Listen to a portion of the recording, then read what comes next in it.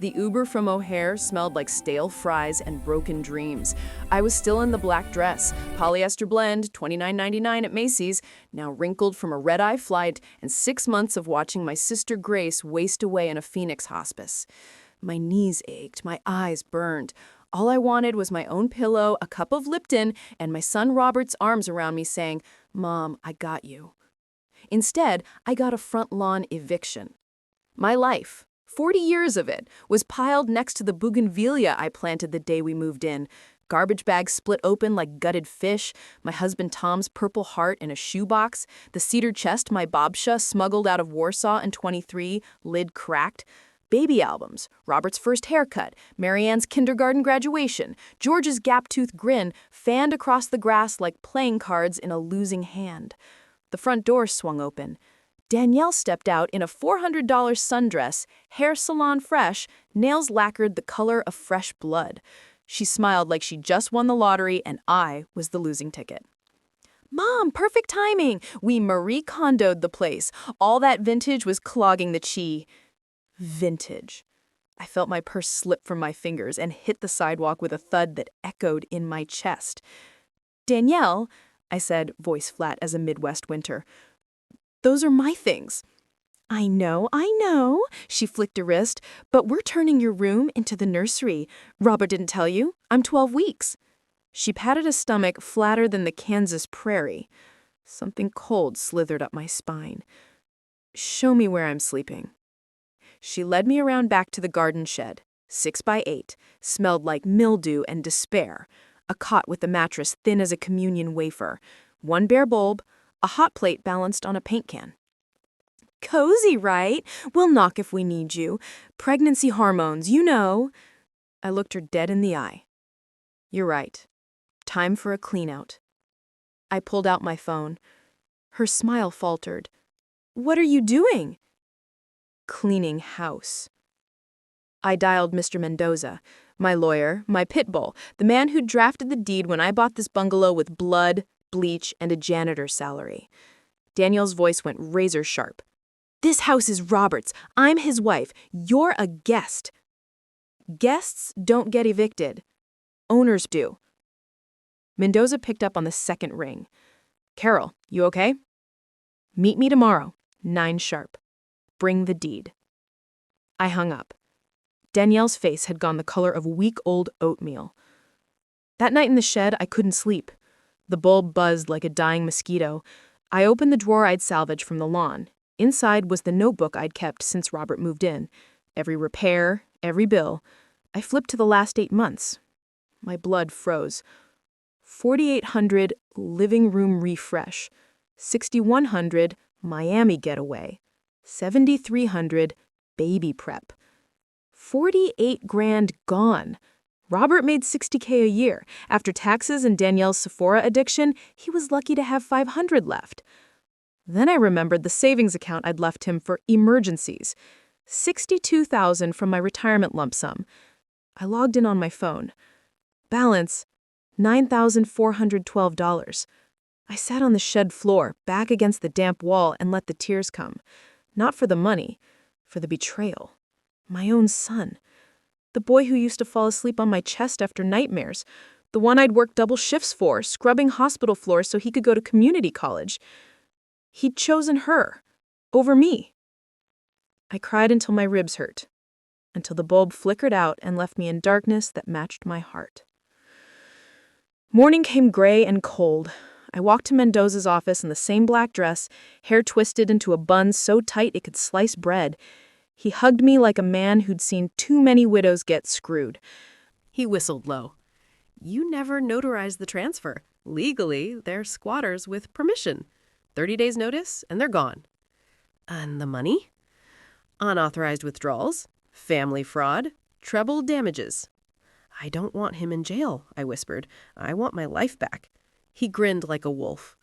"Eviction notice, $1,800 rent, $1,200 monthly toward the debt. Miss one payment, they're out. Lien on the house till it's paid." I signed. My hand didn't shake. 3 days later, I moved into the second-floor walk-up above Tom's old print shop. $1,800 a month from the tenant downstairs, money Robert never knew existed. 1 bedroom, south-facing windows, clawfoot tub. I bought a $40 coffee maker and a rocking chair from Facebook Marketplace. Hung Grace's favorite photo above the mantel, her laughing in a Phoenix sunset. Robert showed up at 7:12 p.m., gaunt, eyes bloodshot. "Mom, Danielle is a mess. The baby—" "There is no baby." He blinked. "What?" I handed him the manila folder Miss Beatrice had slipped me at a Dunkin' Donuts in Skokie. Medical records, text messages, credit card statements showing $28,000 in secret debt.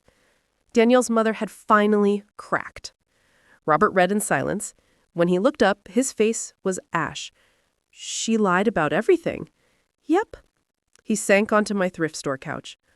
"I left you in a shed for a lie." You did." "I'm filing for divorce tomorrow." "Good."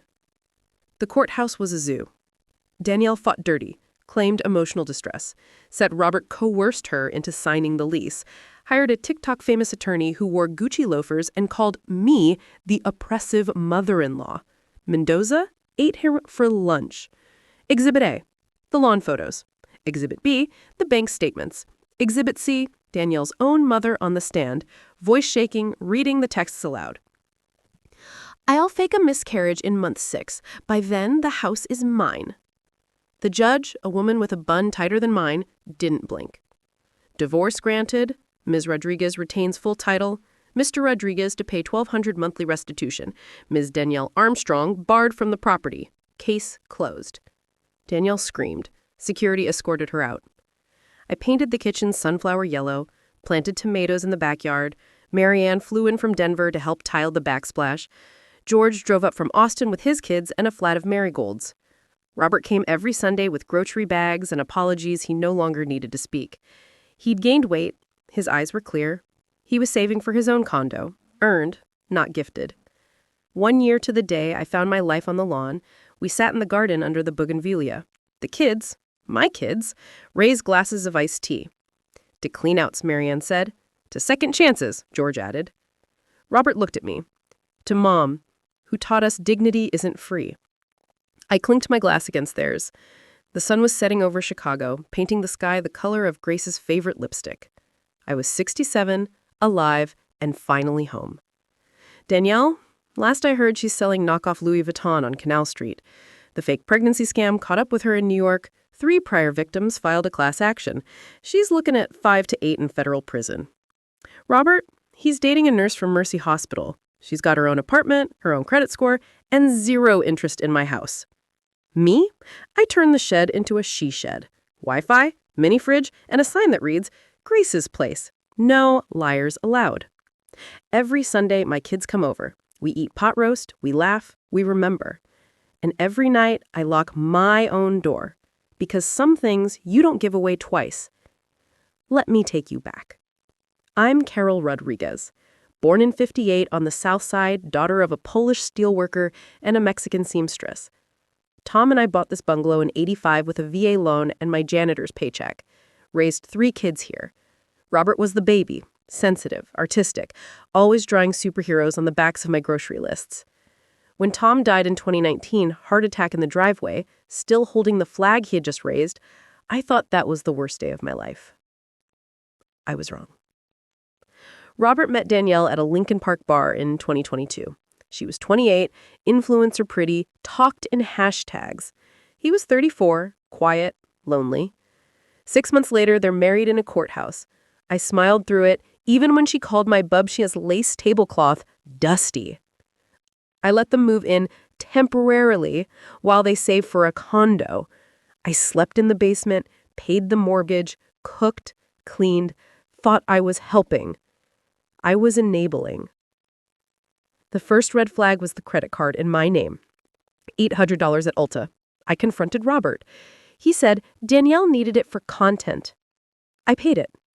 Second flag, $3,200 for nursery furniture when she wasn't even pregnant.